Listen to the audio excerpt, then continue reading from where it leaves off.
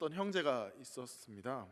근데 이 형제의 소원은 결혼이 너무너무 하고 싶었습니다. 옆구리도 너무 시리고 그리고 안정된 삶을 좀 살고 싶은 마음에 이 작정 기도를 하고 매일매일 새벽마다 주님 앞에 부르짖었습니다. 주시옵소서라고 하면서 하나님 배우자를 허락해 주시옵소서.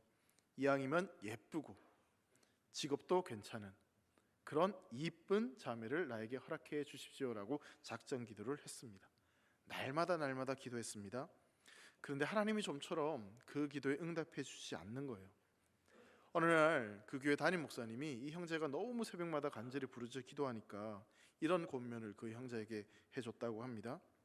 형제님, 매일매일 그렇게 주시옵소서 주시옵소서라고 하는데 자신만을 위한 기도가 아니라 부모님이나 이웃이나 남을 위한 기도를 하면 하나님께서 그 기도를 더 빨리 응답해 주실 것 같다고. 그래서 주시옵소서 주시옵소서 할 때 다른 사람을 위한 기도를 먼저 좀 해보라고 그렇게 권면을 했습니다. 그러자 이 형제가 그 다음 날부터 이 목사님의 말씀을 잘 들어서 기도를 바꾸었다고 합니다. 하나님, 저희 부모님에게는 정말로 좋은 며느리가 필요합니다. 부디 저희 부모님을 위해서 예쁘고 착하고 직업도 좋은 며느리를 주시옵소서라고, 주시옵소서, 그렇게 매일매일 간절히 기도를 했다고 합니다. 그 기도가 응답되었는지 안 되었는지는 정확히 알 수는 없고 또 그 형제가 저는 절대 아니다는 것을 말씀을 드립니다. 똑같은 기도죠. 사실은 주시옵소서 주시옵소서 똑같은 기도입니다. 예쁜 자매 허락해달라고 이야기하는 거죠. 사실 우스갯소리이지만 우리가 드리는 기도가 때로는 이렇게 자기중심적이고 내가 원하는 것을 간절히 바라는 기도가 될 때가 참 많은 것 같습니다. 세상을 변화시켜 주시옵소서, 제가 이 세상에 하나님의 영광을 드러내는 그런 삶을 살겠습니다. 그렇게 우리가 간절히 기도하지만 그 속을 우리가 진지하게 좀 들여다보면 하나님, 그렇게 세상을 변화시키기 위해서 내가 성공해야 됩니다. 그러니까 내가 더 높아져야 됩니다. 내가 잘 돼야 됩니다. 그런 마음이 있을 수 있다는 거죠. 말은 바뀌었지만 내용은 똑같은 그런 기도를 할 때가 사실은 있습니다. 나를 위한 기도, 내 목적을 이루기 위한 그런 기도를 할 때가 우리의 기도 가운데 너무나 많다는 것을 인정할 수밖에 없는 것이죠.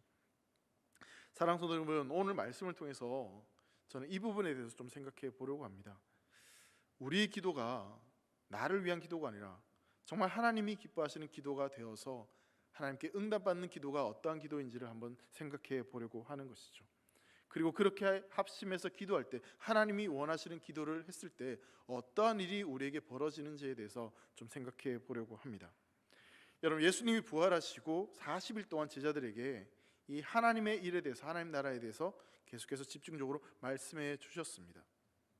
그리고 그 약속된 성령을 받을 때까지 기다리라고, 그 약속을 기다리라고 말씀해 주셨습니다.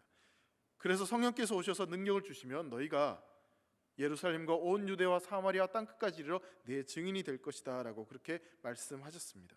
그리고 나서 하늘로 승천하셨습니다. 이제 더 이상 주님은 제자들과 함께 하고 있지 않으시는 거죠. 자, 예수님은 하늘로 올라가셨고 제자들은 이제 자기들이 있어야 될 곳으로 돌아가게 됩니다. 제자들이 있어야 될 곳, 제자들이 돌아간 곳이 어디냐면 바로 예루살렘이었습니다. 그럼 12절 말씀을 함께 보시면 제자들이 감난원이라 하는 산으로부터 예루살렘에 돌아오니 이 산은 예루살렘에 가까워 안식일에 가기 알맞은 길이라 라고 말씀하고 있습니다. 그러니까 제자들이 돌아온 곳이 예루살렘이다 라고 이야기를 하는 것이죠. 여러분, 예수님이 승천을 목격한 곳은 이 감난산이었습니다. 이곳은 원래 굉장히 좀 의미 있는 그런 장소였습니다. 예수님께서 유월절 전날 하루를 쉬신 곳이기도 하고 이 잡히시기 직전에 죽음을 앞두시고 기도하셨던, 그리고 체포되셨던 겟세마네 동산이 바로 이 감람산에 있었습니다. 예수님의 지상 사역에 있어서 그 마지막 시점에 중요한 사역을 감당했던 지역이 바로 이 감난산이었습니다. 그곳에서 이들이 예수님이 하늘로 올라가신 그 모습을 지켜보게 된 것이죠. 정말 상상도 할 수 없었던, 믿을 수 없는 일들이 제자들은 보게 된 것입니다. 자, 그렇다면 예수님이 부활 승천하시고 난 뒤에, 예수님이 하늘로 올라가시고 난 뒤에 제자들이 그렇다면 어떠한 일을 해야 되는 것일까요? 둘 중에 하나일 것입니다. 예수님이 십자가에 달리셨을 때처럼 뿔뿔이 그냥 흩어져서 자기가 살 길로 흩어지든지, 아니면 예수님의 약속을 붙들고 그 약속이 이루어질 때까지 예루살렘으로 돌아가서 거기에서 기다리든지, 두 가지 선택을 할 수밖에 없을 텐데, 근데 다행히 제자들은 이전에 뿔뿔이 흩어졌던 그런 모습이 아니라, 그때의 실수와 실패를 담습하는 것이 아니라 예루살렘으로 돌아가서 기다립니다. 자, 그런데 12절 말씀 오면 예루살렘이라는 장소가 두 번에 걸쳐서 반복되고 있습니다. 성경에서 반복되는 것은 그만큼 그 지명이, 그 의미가 있다라는 것을 이야기하는 것이죠. 지난번에 제가 사도행전 말씀을 여러분들과 나누면서 사도행전을 볼 때 세 가지 중요한 포인트, 관점이 있다라고 말씀을 드렸습니다. 첫 번째가 뭐냐면, 이 사도행전에는 장소가 굉장히 중요한 의미로 사용되어진다는 거죠. 이 사도행전을 기록한 누가는 장소를 굉장히 중요하게 생각하고 그것을 표현함을 통해서 어떤 의미를 전달합니다.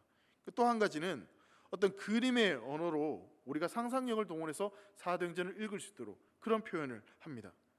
그리고 또한 이 사도행전은 어떠한 사건이 앞으로 어떤 일이 일어날 것인지를 계속해서 연속적으로 그렇게 설명하는 그런 내용들로 이어진다는 거죠.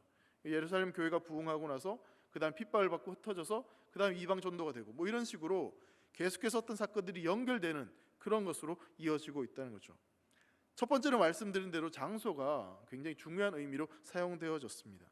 앞서 말씀드린 감난산도 그런 의미가 있고, 이 예루살렘이란 이 지명이 두 번 반복되는 것도 바로 그런 의미가 있는 것이죠.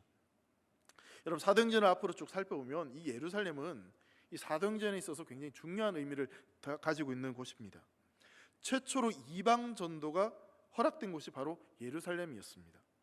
그리고 이방인들로 구성되어 처음 세워진 이 안디옥 교회를 돕기 위해서 파송되어진 바나바를 파송한 교회도 이 예루살렘 교회였어요. 또한 바울이 2차, 3차 전도 여행을 할 때 신라와 함께 동행을 하게 되는데, 이 신라가 사실 바울과 친밀하고 친해서 함께 동행하는 것이 아니라 신라는 예루살렘에서 공식적으로 파송한, 그런 바울에게 파송한 사람이었습니다. 그러니까 바울의 2차, 3차 전도 여행도 사실은 예루살렘과 굉장히 긴밀한 그런 관계가 있다는 것을 알 수 있는 거죠.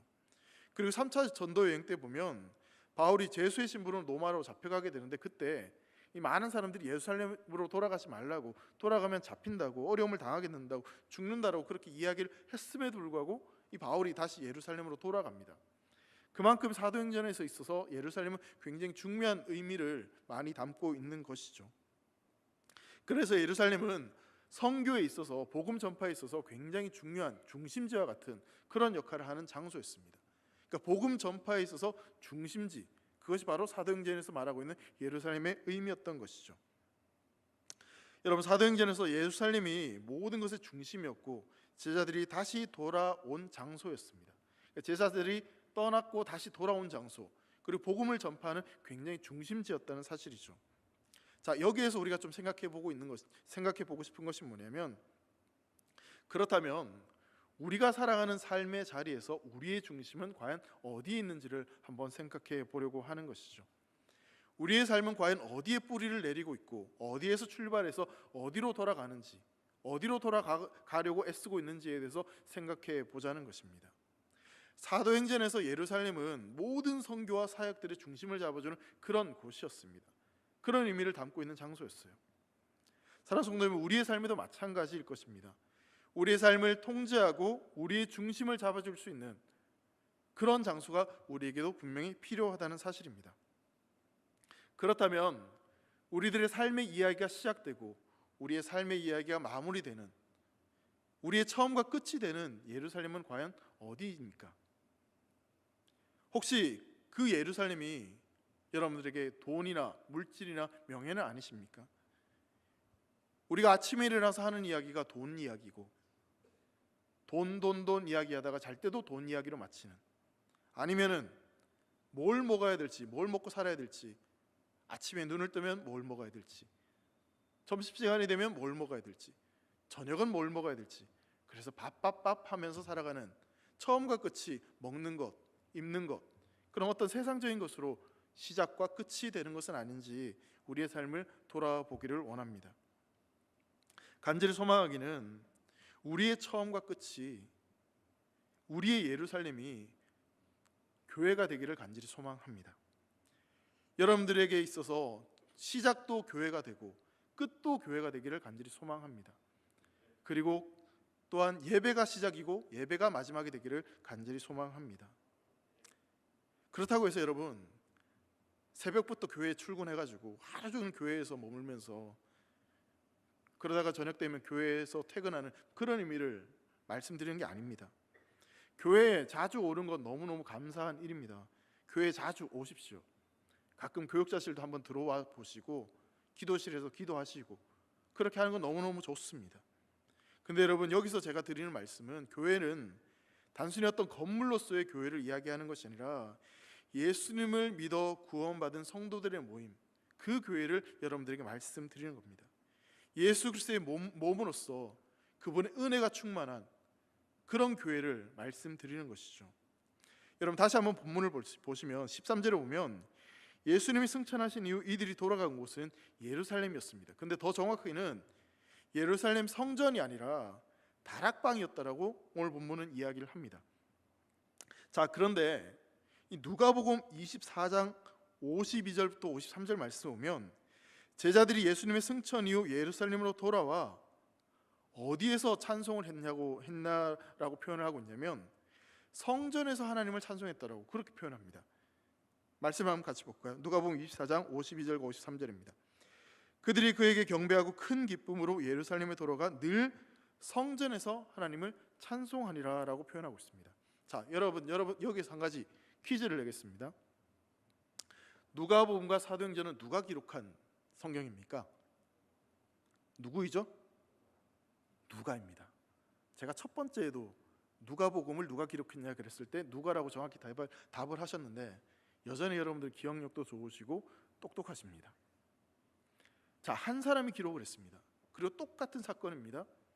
자, 그런데 누가복음에서는 성전에서 표현되어 있고요, 사도행전은 다락방이라고 표현되고 있습니다. 어떤 차이가 과연 있는 것일까요? 물론 이제 사도행전의 어떤 새로운 전환기, 새로운 시작점을 표현하는 것이기 때문에 이런 표현을 담는 것도 있습니다. 그런데 여러분, 예수님이 오시기 전까지 유대교의 중심지는 성전이었습니다. 성전 중심이었어요. 근데 여러분 보세요. 그 성전에서 어떤 일들이 벌어졌습니까? 온갖 불법과 외식과 형식적인 종교행위가 그곳에서 벌어졌습니다. 그래서 마태복음 21장 12절부터 12절 말씀을 이렇게 보면 예수께서 성전에 들어가서 성전 안에서 매매하는 모든 사람들을 내쫓으시며 돈 바꾸는 사람들의 상과 비둘기 파는 사람들의 의자를 둘러 엎으시고 그들에게 이르시되 기록된 바 내 집은 기도하는 집이라 일컬음을 받으리라 하였거늘 너희는 강도의 소굴을 만드는도다 하시니라 이렇게 말씀합니다. 그러니까 많은 성전인데 강도의 소굴로 그렇게 만들었다는 거죠. 종교 지도자들이 자기의 본고지로 그렇게 성전을 만들면서 예수님께서는 그 성전을 향해 가장 무서운 질책을 하셨습니다. 그리고 예수님은 이 성전을 헐락까지 그렇게 경고하셨죠. 예수님은 분명히 성전은 만민이 기도하는 집이라고 말씀하셨습니다. 그런데 예루살렘 성전은 더 이상 기도하는 집도 아니었고 더 이상 하나님을 예배하는 그런 장소도 아니었습니다. 더 이상 성전으로서의 제대로 된 기능을 하지 못했다는 것이죠. 자, 그리고 나서 이제 사도행전을 보시면 새로운 어떤 공동체 시작, 성령 시대가 시작되면서 성전을 이야기하는 것이 아니라 다락방에 대해서 이야기를 합니다. 다락방으로 제자들이 올라갔다라고 장소의 변경이 일어나고 있는 것이죠. 단순히 어떤 건물로서 그 성전을 이야기하는 것이 아니라 구원받은 성도들이 기도하고 예배하고 말씀을 듣고 복음을 전파하는 그곳이 바로 교회이고 주의 이름으로 모이는 그곳이 바로 교회이다라고 성경은 말씀하고 있는 것입니다. 사랑하는 성도 여러분, 여러분 한 사람 한 사람이 그런 교회로 세워지기를 간절히 소망합니다. 그런 교회로 여러분들의 삶의 자리에서 든든히 서 계셨으면 좋겠습니다. 단순히 건물로서 이 교회가 든든히 세워지는 것도 중요하지만 여러분들이 정말 여러분들이 있는 그 자리에서, 가정에서 진정한 교회로 구원받는 하나님의 자녀로서 어떤 환경과 어떤 상황에서도 변함없이 말씀을 붙잡고 하나님을 예배하고 기도하고 십자가의 복음을 전하는 그런 교회로 서 계시기를 주의 이름으로 축원합니다. 그런 교회로 세워져서 그 교회를 통해서 여러분의 삶이 시작되어지고 여러분의 삶이 마무리된다면 그 교회를 통해서 여러분의 삶을 통해서 우리 주님은 크신 영광을 받으실 줄 믿습니다. 또한 교회의 머리가 예수 그리스도이기 때문에 교회는 내 삶을 결정하고 내 삶을 이끌어가는 것 역시 예수님이어야 된다는 것을 의미하고 있는 것이죠. 나의 만족과 나의 유익이 아니라 예수 그리스도를 만족시키고 예수님의 뜻대로 순종하며 그렇게 살아가는 곳, 그것이 바로 교회이고 그것이 바로 성도로서 여러분들이 살아가야 될, 이 땅에서 여러분들이 살아가야 될 삶의 자세인 것입니다. 다시 한번 간절히 소망하기는 여러분들이 그런 교회로, 주님의 뜻을 이루는 교회로 이 땅에 세워져서 하나님의 영광을 드러내는 귀한 성도님 되시기를 주의 이름으로 축원합니다. 그래서 여러분들이 세상의 희망이 되고 세상의 빛과 소금 된 역할을 감당하시기를 간절히 소망합니다. 13절 말씀을 같이 한번 읽도록 하겠습니다. 시작. 들어가 그들이 요하는 다락방으로 올라가니 베드로, 요한, 야고보, 안드레와 빌립, 도마와 바돌로메, 마테와 및 알페의 아들 야고보, 셀롯인 시몬, 야고보의 아들 유다가 다 거기 있어. 자, 예루살렘으로 이들이 다시 돌아와서 다락방으로 올라갔습니다. 여러분, 원래 이 다락방은 유대인들에게 있어서 손님을 위해서 비워두는 그런 장소였습니다. 일종의 게스트룸이다라고 볼 수 있는 것이죠. 그런데 이 다락방을 원어로 보면 그 다락방이다라고 이야기를 합니다. 이 말은 뭐냐면 그 다락방, 그러니까 모든 제자들이 알고 있는 너무나 친숙했던 그 다락방이었다라고 이야기를 하는 거죠. 그래서 이 성서학자들은 이 다락방을 예수님이 제자들과 최후의 만찬을 했던 다락방이었고, 그리고 부활하신 주님이 제자들과 만났던 장소도 바로 이 다락방이었을 것이다 라고 그렇게 이야기를 합니다. 그리고 이 다락방은 마가 요한의 어머니인 마리아의 집으로 그렇게 추측을 하기도 합니다. 그런데 사실 성경에서 딱 그 장소다라고 명확하게 말하진 않기 때문에 정확한 이야기는 아닐 것입니다. 자, 그런데 여기에 보시면 11명의 제자들의 명단이 쭉 소개되고 있습니다. 자, 그런데 이 제자들의 명단은 이미 복음서에 한 번 더 기록되어 있었죠. 누가가 기록한 이 제자들의 명단을 한번 같이 보면 누가복음 6장 14절과 16절 말씀에 명단이 이렇게 기록되어 있습니다.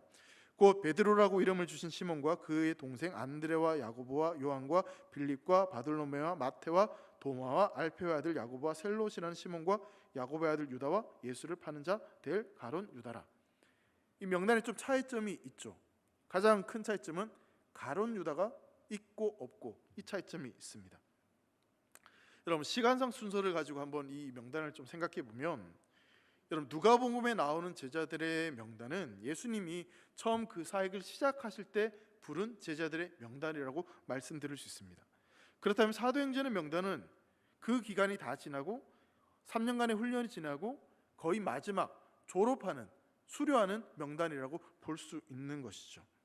자, 이것을 이렇게 설명할 수 있을 것 같습니다. 복음서에 나오는 명단이 입학자 명단이라면 오늘 사도행전에 나오는 명단은 졸업자 명단, 수료자 명단이라고 말씀드릴 수 있는 거죠. 그럼 입학했다고 해서 다 졸업을 하는 걸까요? 아닐까요? 이번에 성경 통독 굉장히 많은 분들이 하셨다고 이야기를 들었습니다. 다 수료하시는 거 맞으시죠? 예, 그럴 줄 아닌 것 같네요. 여러분, 우리의 신앙도 마찬가지죠. 지금 어떻게 보면 우리는 그 입학자 명단에 들어간 이름일 수 있습니다. 신앙생활 처음 시작할 때, 믿음 생활 처음 시작할 때, 예수님을 구주로 고백했을 때, 그때 우리는 입학자 명단이 기록되겠죠. 자, 그러면 이제 예수님이 다시 오실 때, 우리 인생이 마칠 때, 그때도 여러분들의 이름이 우리 예수님의 기억하는 이름으로 기억되기를 주의 이름으로 축원합니다.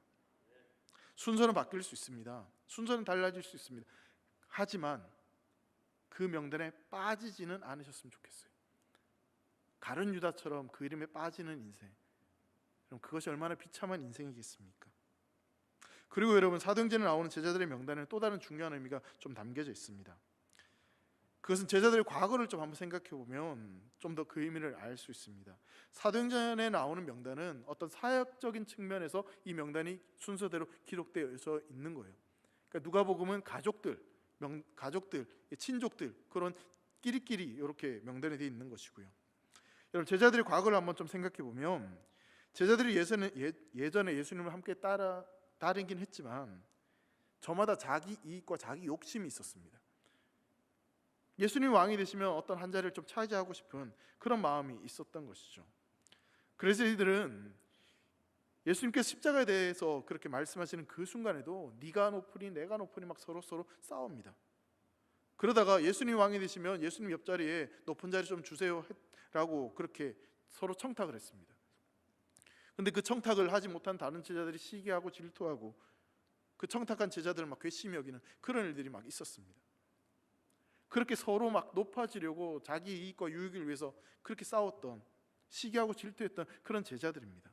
그런데 그러한 제자들이 지금 다락방에 모여서 그런 이익이나 그런 욕심이 아니라 한 가지를 놓고, 예수님이 약속하신 그것을 놓고 함께 기도하고 있는 것이죠. 그리고 또 한 가지 놀라운 건 뭐냐면 이 명단 가운데 특히나 셀롯인 시몬, 이렇게 표현을 하는 장면이 있습니다. 셀롯인 시몬. 이 셀롯인 시몬이 이 공동체에 남아서 함께 기도하고 있다는 것이 좀 놀라운 사실입니다. 여러분, 셀롯은 열심히라는 의미를 담고 있어요. 그래서 셀롯은 뭐냐면 열심당원입니다. 열심당원. 근데 당시의 열심당원들은 어떤 사람들이었냐면 테러나 무력을 사용해서라도 독립을 쟁취해야 된다라고 생각하는 그런 독립운동단체 사람들이었습니다. 그러니까 시몬도 바로 그런 단체에 속했던 사람들이었죠. 그래서 예수님을 따라다닐 때 이 시몬의 마음은 어떤 마음이 있었냐면 예수님을 통해서 우리가 독립하는 것을 간절히 바라고 기대했던 겁니다. 근데 예수님이 승천하셨어요.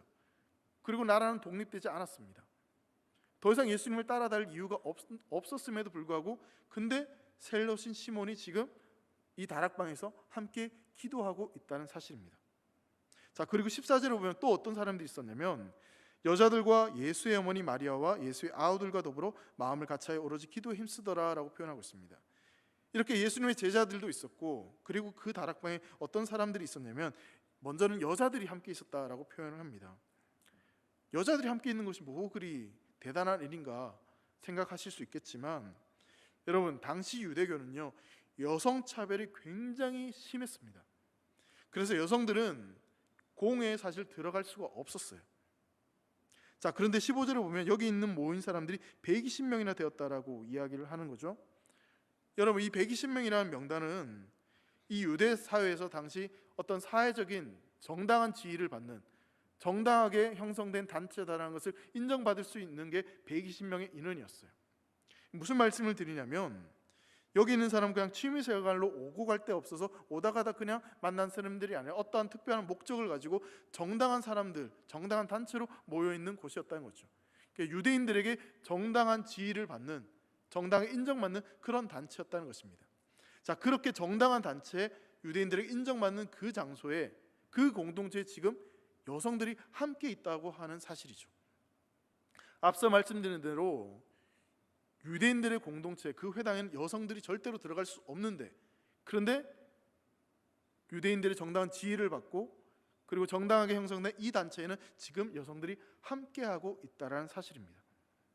그리고 또 한 가지, 여러분 한번 생각해 보세요. 여러분들 집에 손님이 와서 잠시 쉬었다 가는 장소가 몇 명 정도 들어가실 수 있겠습니까? 지금 여기 성경에 보면 120명이 들어갔다고 표현되어 있어요. 120명이 들어갔다면 그 장소가 얼마나 큰 장소이겠습니까? 당시 예루살렘의 손님방이 120명 정도 들어갈 정도 그런 큰 집을 가지고 있었던 사람이 과연 몇 사람이나 되었겠습니까? 이 말은 뭐냐면 그만큼 큰 부자였다는 겁니다. 그렇게 큰 부자만이 이런 집을 소유할 수 있었던 것이죠. 무슨 얘기냐면 여성들이 들어갈 수 있었던 공동체였고, 그리고 빈부의 차별도 없었던 그런 공동체였다는 것을 이야기하는 것이죠. 여러분, 너무나 슬픈 사실이지만 지금 우리가 살아가고 있는 이 세상은 끼리끼리 살아가는 문화가 참 너무 많습니다. 서양 속담에 이런 속담이 있다고 해요. 깃털이 같은 새들끼리 모인다. 같은 깃털끼리, 같은 색을 가진 새들끼리 그렇게 끼리끼리 모인다는 것을 표현하는 것인데요, 유유상종과 같은 의미라고 볼 수 있습니다. 여러분, 주위를 한번 가만히 살펴보면요, 최소한 한 가지는 나랑 비슷한 면이 있는 사람들이 함께 모입니다. 여러분 주변을 돌아보시겠어요? 나랑 딱 하나 비슷한 게 있어요. 그게 뭘까요? 기분 나빠하지 마시고, 우린 대길교회 성도잖아요. 대길이라는 이름으로 함께 모였으니까. 여러분, 제가 대길교회 꽤 오랫동안 사역을 하지 않았습니까? 어느 순간 제 삶을 좀 돌아봤어요. 내 주위에 누가 있는가를 생각해 봤더니 친구들이 별로 없어요. 특히 고향 친구들이 별로 없어요. 얼마 전에 제가 설교하는 영상이 유튜브로 나가거든요. 제 이름을 검색했더니 이 대길교회가 나오고 대길교회 설교 영상이 나와서 제 초등학교 거의 30년 만에 그 친구한테 저한테 연락이 왔습니다. 대뜸하니 할렐루야 하면서 연락이 왔어요. 깜짝 놀랐습니다. 설교를 좀 더 잘해야 되겠구나, 그리고 살을 좀 빼야 되겠구나 사실 생각을 했습니다. 여러분, 그런 측면에서 보면 우리 대길교회 성도들도 참 비슷한 점이 많은 것 같아요. 제가 곰곰이 생각해 봤는데 대길교회 성도님들은 참 인물이 좋아요. 비웃지 마시고. 그리고 대길교회 성도님들은 참 착해요. 진짜요. 이건 제가 인정합니다. 어딜 가서도 자랑할 수 있어요. 너무너무 순하시고 너무너무 착하세요. 그 대길교회 목사님들도 참 인물이 좋고 그래서 착해요. 여러분, 뭔가 다르면 함께하는 것이 그만큼 힘이 듭니다. 비슷한 사람끼리 모이는 것이 사실이에요. 생각하는 것이나 말하는 것이나 먹는 것이나 돈 쓴씀이나 이런 차이가 나면 함께하는 것이 그만큼 스트레스고 힘이 될 수밖에 없습니다. 그런데 여러분, 이 공동체를 한번 가만히 보십시오. 제자들은 누가 높아지느냐, 자기 이익과 유익을 위해서 그렇게 싸웠던 사람들이었어요. 그리고 당시 유대교의 어떤 공동체에는 여성들이 들어갈 수 없었어요. 그리고 여기 120명이나 되는 어떤 빈부격차가 있는 그런 공동체였습니다. 그런 공동체 모두가 그렇게 함께 할 수 있는 그 공동체가 바로 이 120명에 모였던 다락방 공동체였던 것이죠. 그리고 또 한 가지, 여러분, 여기 어떤 사람들이 있었냐면 예수님의 어머니 마리아와 동생들도 함께 있었습니다. 원래 예수님의 가족들은 예수님을 반대했어요. 유대인들이 막 가짜 뉴스를 퍼뜨리고 유언비어를 퍼뜨렸습니다. 예수님 미쳤다, 예수님은 귀신 들렸다.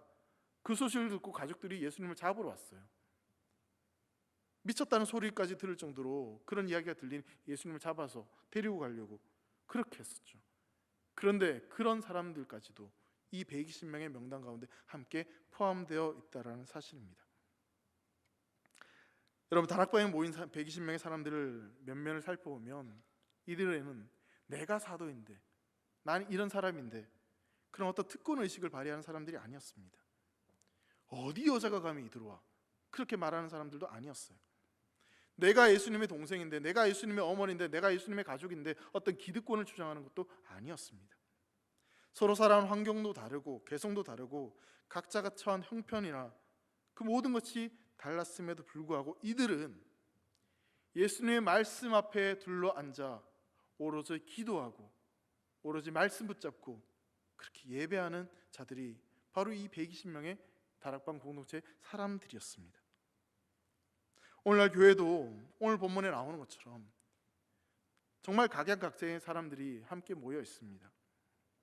우리 대길교회 성도님들을 봐도 다 다르게 생겼는데 다 예쁘고 다 멋있게 생겼어요. 눈 2개, 코, 입, 귀 똑같이 있지만 배치가 다 다른데도 다 이렇게 어떻게 예쁘고 멋지신지. 우리가 사는 집도 다르고요, 나이도 다르고 식성도 다르고 자라온 환경도 다릅니다. 그래서 우리의 가치관도 다르고 우리의 상식도 다르고 우리의 어떤 정치적인 색깔도 우리는 분명히 다 다릅니다. 또한 우리는 마땅히 용서받아야 될 죄인들입니다. 그 누구도 자신의 잘남을, 자신의 뛰어남을 자랑할 수 없는 존재이라는 사실이죠. 여러분, 이 땅에 세워진 수많은 교회들이 하나가 되기 위해서 정말 애를 씁니다. 그럼에도 불구하고 하나가 된다는 것은 정말 어려운 일입니다. 여러분, 가족들도 한번 보세요. 부부도 사실 같은 생각, 같은 마음을 품는 것이 결코 쉽지 않습니다. 그런데 여러분, 교회가 그렇게 같은 마음, 같은 생각을 품는다는 것이 어찌 쉬운 일이 되겠습니까? 그런데 여러분, 이 120명의 사람들이 모였던 이 다락방은 같은 마음으로 더불어 함께 기도했다라고 성경은 이야기하고 있습니다. 성도 여러분, 우리가 이렇게 모든 것이 다 다름에도 불구하고 그것이 함께 할 수 있는 것은, 또한 우리가 하나가 될 수 있는 유일한 길은 오직 말씀과 기도밖에 없음을 믿으시기 바랍니다. 다른 여러 가지 프로그램이 필요한 게 아니에요.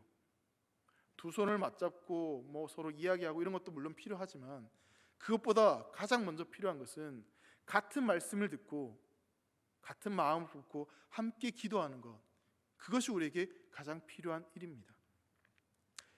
여러분, 2019년에 개봉한 극한 직업이라고 하는 영화가 있습니다. 이 범죄자를 잡으려고 형사들이 잠복 근무를 하게 되는데, 이 형사들이 잠복 근무하는 곳이 어디냐면 치킨집이었어요. 그 치킨집 이름이 수원 왕갈비 통닭집이었어요. 근데 이 형사들이 취업한 이 수원 왕갈비 통닭집이 너무너무 맛있어가지고 맛집이 되어버렸어요. 손님이 너무너무 많이 몰리다 보니까 줄 서서 먹을 정도로 그렇게 인산인해되는 그런 맛집이 되었어요. 자, 그렇게 장사를 하다가 어느 날 진짜 범인이 딱 나타났는데, 너무 장사가 잘 되고 주문이 너무 밀려가지고 범인을 그냥 놓치고 말았어요.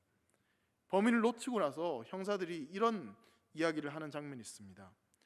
우리가 장사를 하는 것인지 범인을 잡으려고 하는 것인지 모르겠다, 이런 이야기를 해요. 형사들이 잠복 근무한 이유는 범인을 잡기 위해서인데 장사를 하고 있었다, 그 이야기를 지금 하고 있는 거죠. 여러분, 교회가 하나 되기 위해서 정말 필요한 것이 무엇인지 아십니까? 우리가 한 마음이 되기 위해서 필요한 것은 오직 말씀과 기도입니다. 어떤 특별한 프로그램, 그런 것이 필요한 것이 아니에요. 여러분, 지금 다락방에 모인 사람들이 하나가 되기 위해서 어떤 특별한 프로그램들을 진행하고 그렇게 막 애쓰고 노력한 것이 아닙니다.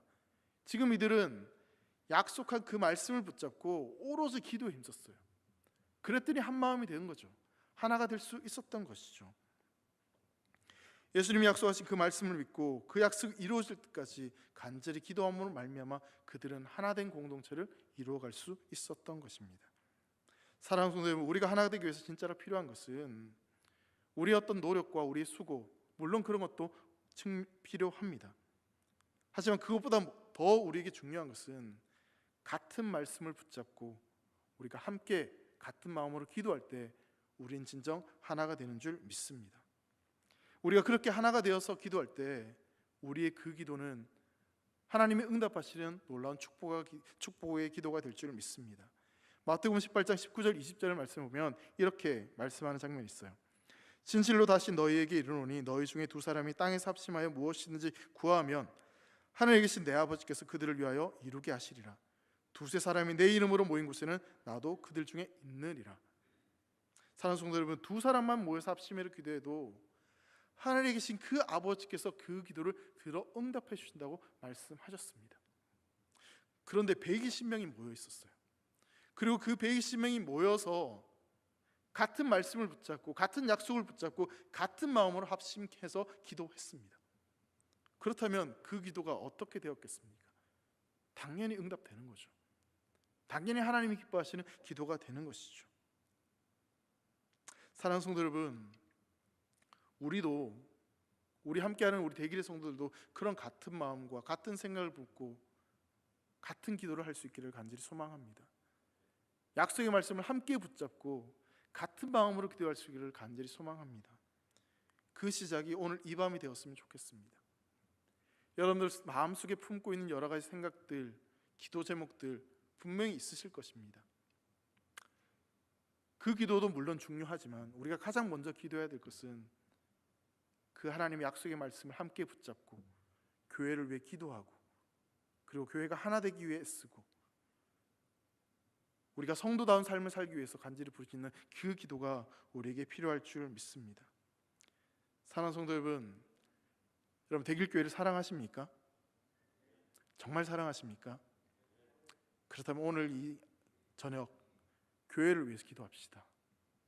교회가 문제 있어서 교회가 교회답지 않아서 그래서 기도하자는 말씀이 아니라 정말 우리 대길교회가 이 땅에 소망이 되고 빛이 되고 진리를 전할 수 있는 그런 교회가 될 수 있도록, 하나님이 사용하시는 그런 위대한 교회가 될 수 있도록 우리 교회를 위해서 함께 합심해서 기도하기를 소망합니다. 특별히 여러분, 3월 달에 우리는 일꾼을 세우는 임직자 투표를 앞두고 있습니다. 사도행전 오늘 본문에도 보시면, 오늘 본문 이후에 보면 일꾼을 세우는 일이 벌어집니다. 그 일꾼을 세울 때 무엇을 가장 이들이 먼저 했냐면 오늘 본문에 나오는 것처럼 기도하는 일이었어요. 선거운동 한 게 아니라 기도운동을 했어요. 합심해서 함께 기도했어요. 지금 우리 교회에 저는 그것이 필요하다고 믿습니다. 기도할 때입니다. 하나님의 뜻을 함께 구하고 하나님의 역사를 기대하고 하나님의 뜻이 온전히 이루어지도록 우리가 함께 기도함으로 말미암아 우리 교회가 앞으로 걸어가는 모든 발걸음들이 하나님의 뜻에 합당한 발걸음이 되어지고 하나님의 영광이 드러나는 그런 교회로 쓰임받을 수 있도록 우리가 시간 함께 기도하며 함께 결단하며 나아가는 그런 시간이 되기를 간절히 소망합니다. 이 시간 우리 함께 찬양하고 기도하는 시간을 가지도록 하겠습니다. 우리 함께 기도해 주 앞에 나와 무릎 꿇고 우리가 함께 기도할 때 우리 주님께서 우리의 기도에 응답하시고 하늘 문을 열어주실 줄 믿습니다. 우리에게 같은 마음 같은 생각을 주실 줄 믿습니다. 우리 그 마음 가지고 함께 합심해서 기도하겠습니다. 우리 함께 기도해 우리 함께 기도해 주 앞에 나와 무릎 꿇고 긍휼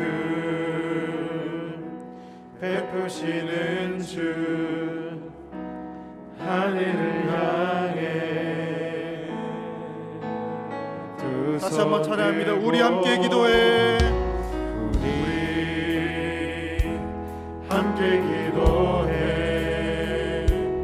주 앞에 나와 무릎 꿇고 긍휼 베푸시는 주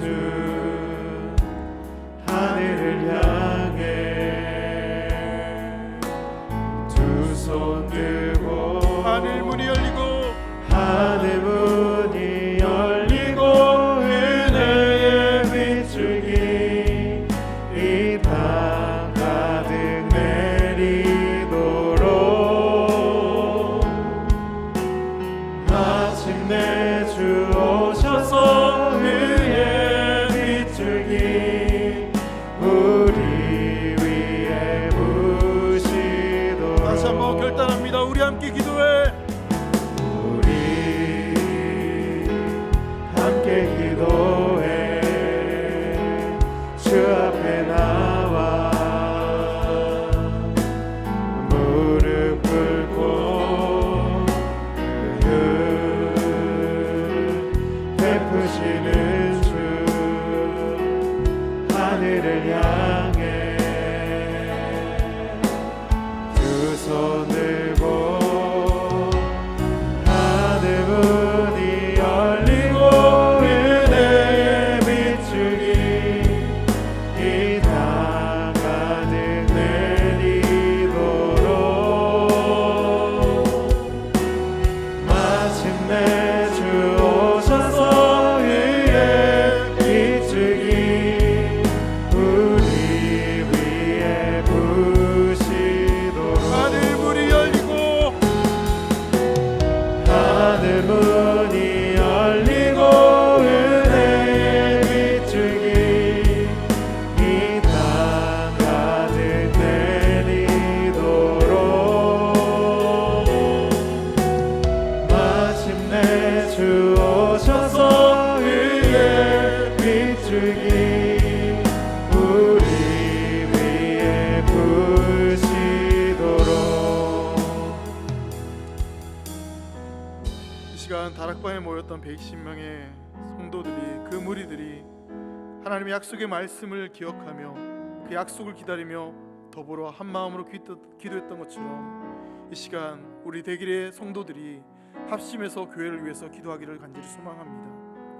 현장에 나와 있는 성도들뿐만 아니라 영상으로 예배드리는 성도님들도 이 시간 함께 합심해서 교회를 위해서 기도해 주시기를 간절히 소망합니다. 우리 대길 교회가 정말 하나님이 기뻐하시는 교회, 성령이 하나 되게 하신 것을 힘써 지키며 하나님의 뜻을 이루어갈 수 있는 교회, 복음을 전하며 하나님의 마음을 시원케 하는 그런 교회, 성령의 충만하심을 경험하는 교회, 예배가 예배되는 교회, 진리를 전하는 교회, 건강한 교회가 될 수 있도록 하나님 우리 교회를 세워주시고 우리 성도들을 그렇게 사용하여 주시고 우리 교회가 그렇게 하나님 뜻 앞에서 이 땅 가운데 세워질 수 있는 그런 교회가 될 수 있도록 이 시간 우리가 합심해서 기도한다면 주님께서 우리 가운데 응답하여 주시고 우리 교회를 그렇게 세우시며 우리의 성도들의 삶을 그렇게 축복하여 줄 줄 믿습니다. 이 시간 그런 마음을 가지고 이 시간 주님의 이름을 간절히 찾고 우리 교회를 위해서 합심해서 기도하도록 하겠습니다. 주님을 찾습니다.